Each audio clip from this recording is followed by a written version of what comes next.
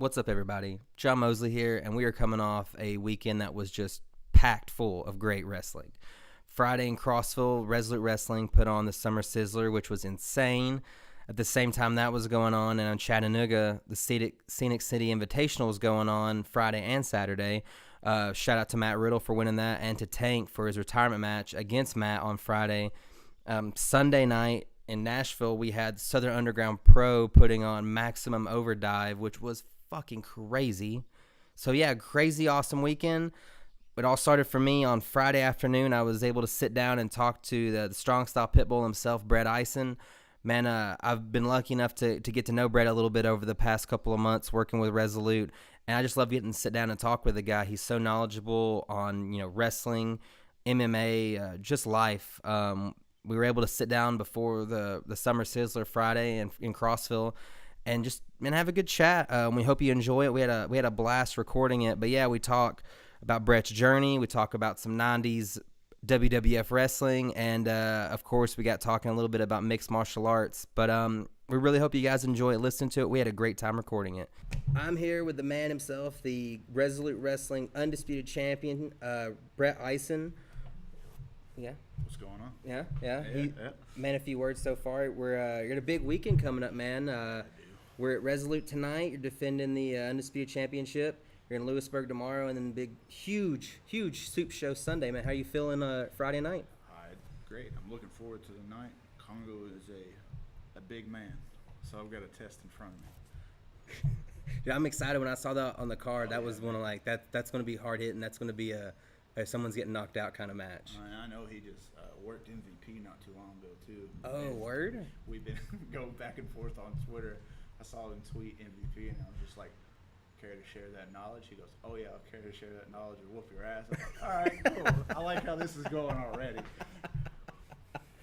Well, yeah, man. So we were gonna get started. Just kind of talk about what how I love hearing the stories, man, of everyone in the wrestling business has some kind of story that got you here. So where did Brett Ison's story start, man? In a trailer in Hazard, Kentucky, watching Monday Night Raw with my grandmother. I was a big 1, 2, 3 kid fan. Oh, so we're talking even before X-Pac. Sean Waltman, Lightning Kid, whatever you want to call him. One of my favorite matches is actually him and Bret Hart from Monday Night Raw when he goes over on him. I know exactly what you're talking about. Such an underdog story. I remember watching that on that when those VHSs Yeah. Put that on over and over. So yeah, we're starting there. 1, 2, 3 kids, Shawn Michaels, Bret Hart, all that, right? Had to be. I honestly wasn't a Shawn Michaels fan. Oh. For a long time until his first match with Taker at WrestleMania. Oh wow, that's because then I was just like, all right, this dude is the best wrestler on planet Earth. Dude. So he's one of those that I know Meltzer. If you follow Meltzer on Twitter at all, there's kind of debate on if he's top 30 or not, and it's yes. I like Uncle Dave, but fuck. Yeah, man. I mean, it's the Heartbreak Kid, dude. It's he's so good. Like I never doubted his talent whatsoever, but I was just like, this is possibly the greatest wrestling match. Oh well, no. I remember, I'm not joking, I remember the night I became a wrestling fan, WrestleMania 14, HBK, Stone Cold, right? Everyone remembers that. But that's forever, no matter what Michaels did after that, he always had that part, like, I'll never forget watching that match. And he went into it fucking hurt. Oh, I know, right? I didn't know that. So hurt. I remember reading about that years later and just like... Somebody, I don't remember who it was, they were just talking about when Shawn sells...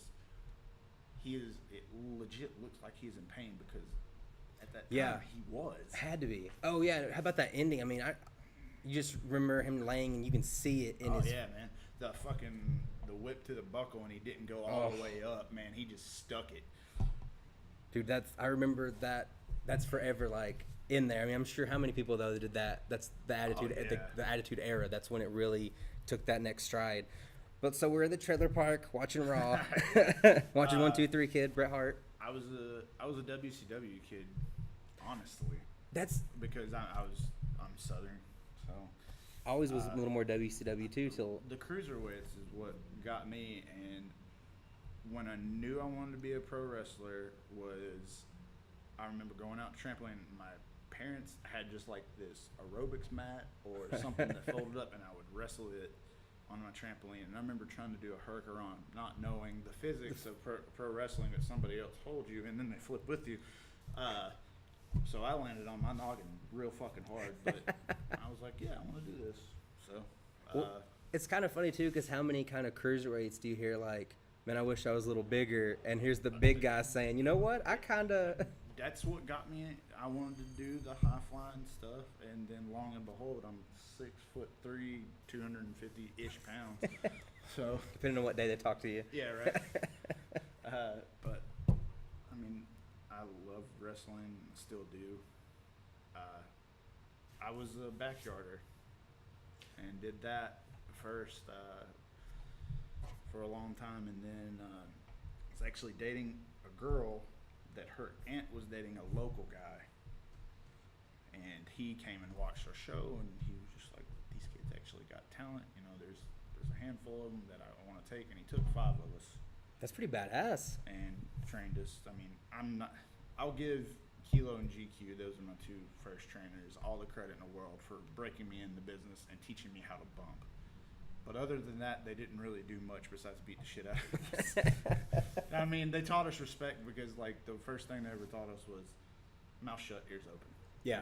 And I use that in everyday life, too, because like you said earlier, I'm a man of few words. Yeah, you're a quiet guy. It's true. It's just, I'd prefer to listen because you're smarter that way. Well, you learn more for sure. Yeah, definitely. right. With that mouth closed, you learn a lot more. I think you told me that the first time we met. You said that you learn a lot more. With listening. But yeah, he takes you in. He beats the shit out of you for a while. Yeah, then I trained a little bit with Chase Stevens. Very cool. Naturals or hot shots, depending on where you're from. I mean, he was the TNA tag champion. Oh yeah, I remember a little bit of that. And then Cassidy Riley, which great talent, man. He should have went way more. I mean, he had a little stint in ECW when they redid it on Sci-Fi. Right. But him, and then got out of wrestling because we've talked about this before. This is a man's sport and business, Mm-hmm. and some people aren't ready for it than others. Just kind of go with emotions, and then there's people that are just ready for it. And me being under 18, I was not. I saw people get shot on, just the politics, the drugs, the ins and the dark side of the business that not a lot of people like to talk about. But And especially as young as you were, man, that really. dude, yeah, and I was getting into real heavy into music, and then 2007 I got out of wrestling. 2004 is when I broke in. Before. 04, and then 07 I got out. How old would you have been? I was 18. Okay. 2007, and then I started a band, and I would come back and forth when I was not playing music and stuff, and just do spot shows with Sean Fatal, which is longtime tag partner of mine. And we would wrestle here and there and just beat shit out of each other, and then I wouldn't do it for a long time, and then I started touring and stuff. And I mean, that's actually how I met Caleb, was through music. Music, yeah. And then found out that we both were actually wrestlers too. When did you guys meet each other? How long has it been? 2007, 2008. So yeah, we're talking right 10. around, Yeah. So I mean, we've known each other for a long. Because I'm wanting to say his first band, I met him, and they were actually called Gorilla Position, or they had a song named Gorilla. I don't remember, but that's how I met him, and then he started booking my band out here and helped us through tours and stuff, and then obviously he starts this, and hey man, fuck yeah. So, but yeah, so fast forward to I dislocated my knee in 2013. So yeah, solid 6 years. And at that point, we'd been touring for a long time, and I was just starting to get burnt out because we weren't doing, like, we would be right there at the plateau about getting signed, and Damn. record labels talking to us, and then it was just like nothing would ever happen. So, I mean, you can only try for so long, and then you get discouraged. And I was like, man, fuck this. I'll go back to wrestling. Let's try this. I've still got good years left on me. Do that. But I dislocated my knee, and I was just like, all right, I'm done. So October 2014 was my last show, but I had started wrestling like 3 months after Oh shit. And I kept it. Was working fatal a lot, so like he knew stay away from the leg. Yeah. And then that's when my whole style kind of started changing. It was just like, all right, let's start going more strike based suplexes. That's when I slowly started integrating more hard hitting stuff. But then Kerry Offal and Nick Iggy and Lee Byford, the Brett Ison you see now is, and thanks to them and Tatanka. Big shout out to him. Yeah, I would say. Because he told me the one thing we met, he was like, "What's your style?" I was like, "I'm snug, but I'm safe." And he was like, "I saw your strong style pit bull." Yeah, I'm good with you working like that. Sure, sir. Yes, sir. Don't ever change how you work, even me. Wow. So I'm like, okay, I'll take that in the heart. But yeah, that's where we're at with that. Well, I was introduced the first couple matches I saw were some of your death dealers. Oh yeah, just man. yeah, man. Like that had to be such a cool. Man, it was in SWF. We got brought in like we'd always like backyard. That's how I met Fatal. Mm-hmm. It was him and his brother and some of his friends were backyarding too, and just on opposite sides of Laverne and Smyrna's very close to each other, and we never even heard of each other because I mean backyard wrestling nobody really talks about it. Yeah. Like, I mean our school knew because our first show that we had in the backyard like with a built ring and everything, we honestly outdrew some of the local shows because everybody knew us for kids. Yep. They come out like there was probably like 150 to 200 people in our backyard. There's definitely some promotions that would take that today. Dude, like I would use up my mother's all of her ink in the printer just to print off flyers, and I would pass them out in school, put them in the lockers. Like I mean, I got in trouble a few times, but they're just like, can't be doing this. I mean, I'd still do it. But yeah, man, me and Fatal we beat the shit out of each other for I don't know how many years, and then it was just like I wouldn't say Jeremy Flint was the guy that was booking at SWF at the time, and he was like, "Hey, would you like to come in and I tag you and Fatal up?" Sure, we went in as heel, man, and by the time like it didn't matter what we did, like we could not get enough heat, like just destroying the top baby faces. Just interfering in matches, just to try to establish ourselves. And Flint looked at us one week, man. He goes, "I honestly believe you guys could go out there and sacrifice a newborn child, and you guys would still be over as baby faces." So we're in a feud with IOU, which is the Carnies now. But and so we just flipped script, and they flipped them the heel and us the baby. And it just. That had to be a pretty cool feeling, though, right? I mean, it was cool. Yeah, for sure. Absolutely. And I learned a lot with Nick and Kerry, and it just me and Fatal. I mean, we just now started tagging again out in Tullahoma again, and trying to get him caught up to where I am, like character-wise, and I'm just trying to get him to be more original, and. Dude's got all the talent in the world, and I love the dude to death. Like, he's one of my best friends. I want him to be doing what I'm doing instead of just being, I hate using the term 40-miler, but I don't want him to be a 40-miler because he's got so much talent. And he does. He just needs to listen a little bit more. Yeah, well, back to that, right? Yeah. Well, man, yeah, like you said, that caught us up to where Brett Ison is now, but let's talk a minute, man, about Southern Underground Pro, huge show Sunday. Tell us a little bit about, the journey that's been. Man, a couple years ago, Jesse, which is my best friend, right. I love you, we had an idea of starting a Fed, like a guy was going to put in money, and just like a money mark, and he wanted to be a part of the show as long as Jesse was going to run the back end of it, and we were going to have another guy book, and the guy kind of bailed, so it was kind of just a thing. And then Kevin Koo, which is the other co-promoter, him and Jesse, like they were going to do spot shows and stuff here and there, and then Kevin moved back to Nashville from Massachusetts, which he was trained by like Brian Fury, was trained by Dijak and Sasha Banks, and just like, yeah, like all these good dudes. I mean, good workers. And then he was just like, let's do it. Started promotion, so you know what I mean. Me being Jesse's best friend, he's not gonna be like, I'm not booking you. Yeah, exactly. But you're gonna work for it. I'm gonna book you, but I need top shelf Brett. Great quote. Yeah, that's good stuff right there. I got you, man. You're my best friend. I'm not gonna let you down. So first show was in a little place called the Cobra, which the room I'm pretty sure we're in now is actually bigger, or if not, it's the same size as the room it was. And we used Caleb's ring, and they mismeasured. Oh no! Because Caleb's the bottom of the post are square instead of round. Round, yeah. So they mismeasured by a couple of inches. So like, there's one side of the ring you would literally have to get on the apron to cross to the other side of the room.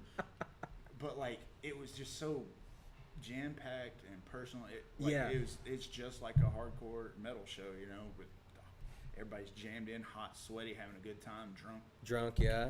I mean, I don't want to compare SUP to PWG, but if it's that atmosphere, it's got that feel, yeah, which Nashville has needed for a long time. Like, Ring of Honor would come in and they would do great numbers, but everybody else that would come in, like smaller promotions, like, I mean, I would get shit on all the time for that indie stuff isn't gonna fucking work here, blah blah blah. Really? You need to do old school stuff. I'm just like, man, fuck that. No, man, Nashville's absolutely needs that. It's growing, and I mean, even now, if you watch TV now, it's like, look at all the guys that are on TV. Where did they come from?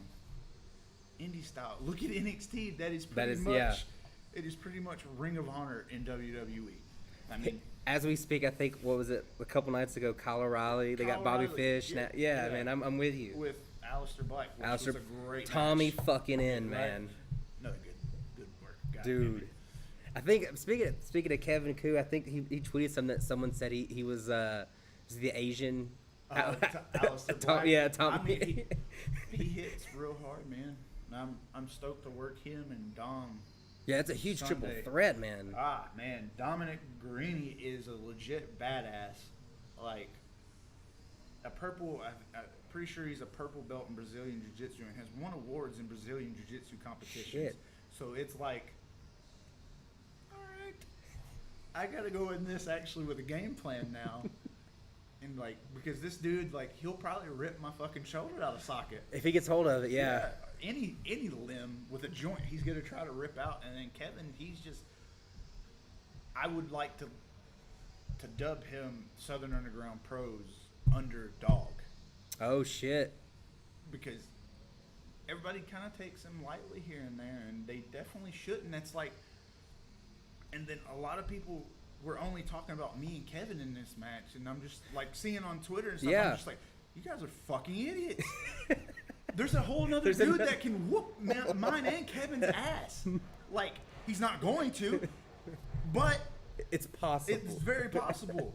Anything can happen. In puncher's chance, shit, he could lock a fucking choke and put me out real quick. It only takes 4 seconds, folks. You got Koo coming through with a kick. You never know. He throws a bunch of Euros kicks. I mean, he's got a ripcord Michinoku driver. Yeah, yeah. And then when Dom, the first SUP show, I mean, he won by referee stoppage by knockout. Oh, dude, yeah. Fucking, I'm pretty sure he had dude in a triangle choke and was just throwing 12 to 6 shots and just drilled him, and then Doug called the match. Thankfully legal. That's fun fact. Only John Bones Jones lost. We were talking about him earlier because of those elbows. Oh, the hammer. Oh my God! Right? Yeah. For another fight. I'm pretty sure I watched him on World Series of Fight and he lost. I know what you're talking about. Dude, that's me. It's funny when you flip over. Like, did you see? I know you probably did the highlights from that Bellator show with was it Mitrione and Fedor? Oh, dude, yeah. It was crazy. I love Mitrione, but he's a hit and miss fighter. But I was just like, it's MMA. It's yeah. anything can happen because I mean, was it Hendo that knocked him out from the shots from underneath? Oh yeah. And was that Strikeforce? Damn, that might have been. I think it was Strikeforce, but yeah, I'm pretty sure he was the first guy to knock out Fedor. Because that was after Verdum was the man that shocked everybody. No one saw that shit coming. Little triangle put the last Emperor, like, dude, done. I'll never forget. That's one of the biggest upsets. Like, I'm sure most people have even forgot since Strikeforce, but just, dude, I could not believe. I had a buddy who was just like, why can't you believe that? Verdum's the man. Like, he's going to catch you. Yeah, he is. He's going to put you down. Like, when he beat Kane, dude, I was so upset when he beat Kane Velasquez. See, I'm not a big Cain Velasquez guy either.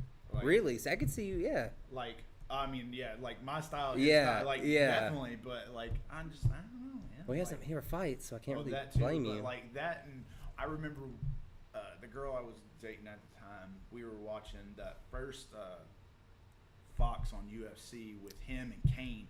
I mean, With JDS? JDS, man, Dude.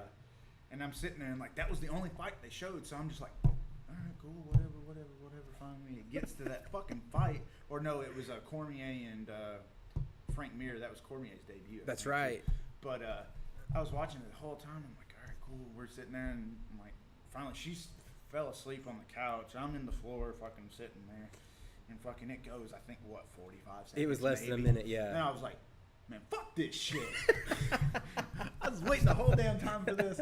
Nah, but I understand. I mean, he got clipped in the temple, so that shot was ridiculous too, though. Well, it's funny you said that because that's what killed. Man, I can't even remember the name of it, but where Kimbo got beat by Petruzzelli, everyone he's gonna fight. Everyone gets hyped up, and then little Seth Petruzzelli, damn, Kimbo, man. And that was after, like, Big Country put him in that crucifix on Tough and just smacked and just showed him. That's what I was watching earlier today when I was editing was Stipe and Big Country from a while back. Yeah, man.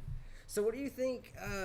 Which fight are you more interested in, Bones Brock or Bones Stipe? It's Brock, I guess, but I don't know, man. Stipe's guy. I would love to see Stipe Bones. Before that, I want to see Gus and Jones again because I wouldn't. You want to say you won that fight? I swear he won that fight. But that wasn't if it wasn't for that spinning back elbow. No, yeah, man. That's like, the one moment. That was the dude that took Jones to the limit. Still my favorite fight other than Rory Robbie. But just as far as a 5-round war. That's one of my favorite fights. And then I loved Chris Lieben and what was the Japanese? Oh my God, Akiyama. Dude, it was just a fucking war. Oh, no one remembers that fight. I'm so happy, Brett. I love that. I remember where I was when I was watching that fight. Like, Lieben was my dude. Man. Same here, man. I was so like everyone in there was like, this Japanese guy. I'm like, shut the fuck up. Chris Lieben's gonna win this fight. I remember when Lieben and Vanderlei fought too. I was in Buffalo Wild Wings just watching, and I'm just like this, just sitting like this and watching, and I'm just like we knew it was gonna go. It was gonna go through the first round, and then Lieben just catches him with that one, man. And I just stood up, arms in the air, and I walked out. I was like, that's all I fucking care about. Here's my money. I'm done.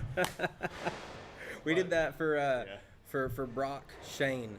When Brock got that I was like, we're going home. Yeah. That's it. But I would like to see Brock and Jones first because John Jones did call out the Beast. That's fact. So, and I honestly think Jones would beat him. I do too. No one says that, but I agree. Maybe if Lesnar gets on top of him and grinds him out for all 5 rounds, because it's going to be a 5-round fight. Yep. Unless I'm afraid of the body. Remember Alistair Overeem? Well, he wasn't 100%. I agree. So Jones. That's the one thing I'm a little curious about, I guess, is the kicks to the body, the kicks. Brock's a freak of nature, though. And you just want to say, as great as John Jones is, it's just hard not to imagine Brock bell ringing and just. I'm gonna get you. I'm gonna catch you. Yeah, that's what I told my wife's dad. He's this crazy UFC fan who just comes up with the craziest. He's like, why don't these guys fight? He doesn't really understand weight divisions, right? He goes, why doesn't Conor McGregor and Brock Lesnar fight? And I go, because that would be the first time an F5 would be used in the UFC. Brock would throw Conor about up into row 215, section C. And he's a huge Conor fan. But it's the first time he was like, You're probably right. Brock Lesnar's pretty bad, dude. Yeah, no, yeah, that's a huge. Just, I mean, the first thing was that he clipped Heath Herring with a fucking punch, Yep, and then yep. he does that tackle. That right across the there cage. set the tone for the rest of his career. That's highlights that are going to be played forever. Well, I'll never forget, man. The like we were talking about Saturday, that Carwin fight. He got blasted by Carwin early, pedals through, yeah. and then just powers into a triangle somehow. Like, how does he get that arm triangle in? And it's because he's Brock Lesnar. That's how. Dana White paid Shane. No, no. I've told you, Dana White is the greatest wrestling booker ever. No, but Oh, it's gonna be like you said. It'll be. Would anybody be shocked if like the night after SummerSlam we hear, okay, Brock's in the pool? I guarantee you, right? It's going to. You're gonna see a picture from Paul Heyman or Brock or somebody. It's be like, well, in the gym. And he's just gonna post a picture and Joan Jones. Be careful what you wish for. Oh yeah, young man. young man. I don't know if I'm with you. I don't know if other than it's a Connor fight. I don't know if there's a bigger money fight right now for the UFC than Bones Brock. No, the next one would be Bisping GSP. Bisping GSP, which they've announced, right? That's like November, I think. That's back on. Garden, yeah, it's back on. That was another reason I was pumped about that Bellator card we're talking about. Any wrestling or boxing or UFC in Madison just feels so big. You know what I mean? It's a place where immortals are made. Yeah, it's that wrestling built into me that's like the grandest stage of them all. I mean, back in the day when territories and shit, that was the mecca, man. The dude, it's one of those that like, with everything that building, the history in it, it doesn't matter. It's just like it feels big. It could be World Series of Fighting, and I'm like, that's a big card. It's a big fight. They only stay in Canada. Are they even still doing it? They actually, it's funny you asked that. I looked up a thing. They are not World Series of Fighting, but they're trying to do like a league, like a. Okay. Yeah. Do you remember the fight league that would come on? I do remember the fight. Like the teams, what it is, like Frank Shamrock and somebody. Oh my God, Boss Rutan. Cause Joe Riggs won that shit, and Joe Riggs and Nick Diaz had a hilarious run in years ago. Man, YouTube that shit. No one knows. That's like the funniest story. Any Nick Diaz story is worth the listen though. But yeah, man, we talked about Sunday. You're in Lewisburg tomorrow, throwing down, right? Yeah, with Robbie E. That's big. Bromance. Yeah. No, like I'm like probably when this comes out, like it's funny because like I used to have like wrestling DVDs when he was Rob Echoes and just a small guy, like great wrestler, always good talent. But like I'm gonna fuck with him when I'm in the ring with him tomorrow. I'll be smacking his head and be like, Robbie E, what's the E stand for? Echoes? Because I know he's going to be like, who? This kid. I'm just ribbing the whole time. But that'll be fun. I mean, it'll be like a lot of people always like, who do you want to work? Why do you want to work on all that stuff? And like the guys that get to work, like they're never those guys that are in my head projected like I have like just use Nakamura as an example. Right. Like that's a dream match of mine. Never happened, but like when I say those guys, like Chase Owens, Tatanka, Robbie E, and then Tank will probably be the top 4 names that I've worked. And those aren't the guys that I ever see myself working, but it's a pleasure and an honor always working them because I mean they're way further in the business than I am and could possibly ever be. But you always learn in wrestling, learn something new, and I mean it's great experience and exposure because their name, essentially people YouTube it or whatever, they see, read the reports, Robbie E versus him. Most people will look up who it is, do some research, gain fans from that. So I mean anything helps. So before I let you out here, man, So do you have a prediction for this G1? Because I have no fucking clue. Well, if I remember right, Okada's in the lead right now. Right? Yeah. So Nato's kind of the like the dark horse. I see people saying it's. I think Ibushi, him. I think Nagata's up there. Yeah. Suzuki is up there. Yep. And I think Sonata maybe is up there with like 8-2. So my picks when it first came out were Suzuki or Elgin. And Elgin was the first man to beat Omega in this tournament. Yeah. That was a great match too. So I mean, if Kenny does, I mean, Omega is up there too. Yeah, well, that so goes without if- saying. Like I don't know if you or the rest of the people, but you know whoever beats them gets the shot. Yeah. So if Kenny does win, Elgin could get a shot, or whoever. I want Suzuki to win. Brett Ison's such a Suzuki guy. He's like, it's I'm not a even Suzuki funny. Mark. Yeah, straight up. Anytime Suzuki comes out now, I'm like, Brett Ison's somewhere so happy right now. I am. He's just such an insane. He is the best heel, in my opinion, because he is literally. You think villain. Yeah. And you think him. That He's an haircut. ugly motherfucker too. I will never say it to his face. No. The dude is like. There's a picture of. I think it's him and Okada when he's got Okada in the leg lock, and his veins just popping out of his neck, and he just this ugly look, man, and it's terrifying. Like, I mean, he's the dude that pretty much fathered MMA, so I'd probably let him kill me. Yeah, just like whatever, sir. Whatever you Just gonna choke- pile drive me, choke go me for it. out, pile Yeah, drive that's me. fine. That's fine. You can do it 4 times. I don't care. It's fine. I won't kick. Because that's probably the best. I know Evil took a hell of a V trigger, but that V trigger that Suzuki sold, man. Holy shit! Dude, that I'll tell you right now, my favorite match of the G1 so far is either Omega and Suzuki. Yep. Or Nagata and Goto. Oh shit! Yeah. Because when I feel like I'm not saying Nagata has anything to prove because the man is a fucking legend. Legend. Yeah, absolutely. But when he gets in there with those younger dudes, it's like he turns it up and he feels like he has to. And man, like I've been watching a lot of Nagata lately, and man, just like I mean, him and Shibata had wars. Shibata's another one. Of my I miss favorites. Dude, the one thing I like, if he comes out okay and Right. he can run the dojo, there's talks of him running the USA dojo. No shit. Dude, I And would, trust me, I will try my fucking damnedest to get in that To dojo, get there. and I don't care what I gotta do. Chase, I'm looking at you, man. Help your boy. he wants Shibata to beat the shit out of him a little bit. That's all he wants. Yeah, I said a lot of it even. I don't give a shit. I don't. I want to wrestle in Japan. That's the big goal. I mean, I'm sure you have a bunch. The main goal obviously is WWE because that is That's the everybody's dream. goal. Yeah. But it's like nowadays, man, like you got like guys like the Bucks that don't have to go because Absolutely. they're such a good brand, and Ring of Honor pays them well to do like a month's work for like 6 months, and that's Shit, it. yeah. And you don't have to take all these bookings and kill your body, which is great. But They even had a couple weeks off recently. Like Yeah, that's like- yeah. it's more, I don't know the word I'm looking for.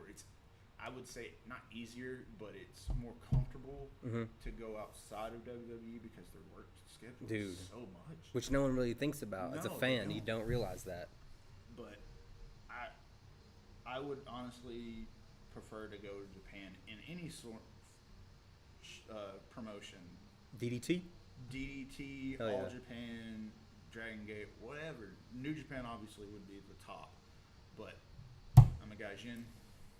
Give me the Joey Ryan Brett Ison match everyone needs.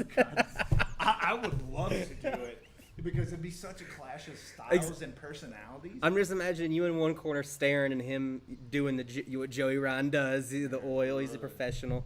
Oh man, I mean, I'm gonna be a goofy son of a bitch just as the next person, but man, I'd probably honestly break character in the ring because he'd probably make me break character. He would, yeah, dude. He would make me laugh. Like there's some dudes that like a couple weeks ago the Hooligans came out with party poppers, right. dude, and it scared the living shit out of me. And fucking Fatal's laughing his ass off at me because I had no. You see, like if on camera, you probably see me jump, and I was like, oh fuck, oh, you assholes got me. All right. Well, we're gonna let Britt get out of here. We're a little less than an hour away from Resolute Wrestling, the Summer Sizzler, and man, we're if you're here with us tonight, you ready for a big show? If you're not here, you better be at SCI and you better be at Soup on Sunday. But yeah, anything else you want to add, Brett, before you have to head out? All I'm gonna say is the guiltiest dog barks first, and I've been barking till my fucking throat hurts. Man, I just want to thank Brett again for being on the show. He's crazy busy. He'll be in action this Saturday, August 12th, in Lewisburg, Tennessee, for All-Star Wrestling as he defends his ASW Heavyweight Championship against the headliner Chris Michaels. Brett will also be back in action at the next Resolute Wrestling show, which will be August 18th, of course, Crossville National Guard Armory, when Resolute Wrestling presents Aftershock. But yeah, I just want to thank Brett again. Thank everyone for listening, and I'm hopeful that on the 18th, I'll be able to sit down and maybe get another episode out with Brett, whether we talk G1 or mixed martial arts, man. It could be a little bit of everything. But yeah, thanks everyone. And we hope to see you at the Resolute Wrestling Show, man, August 18th.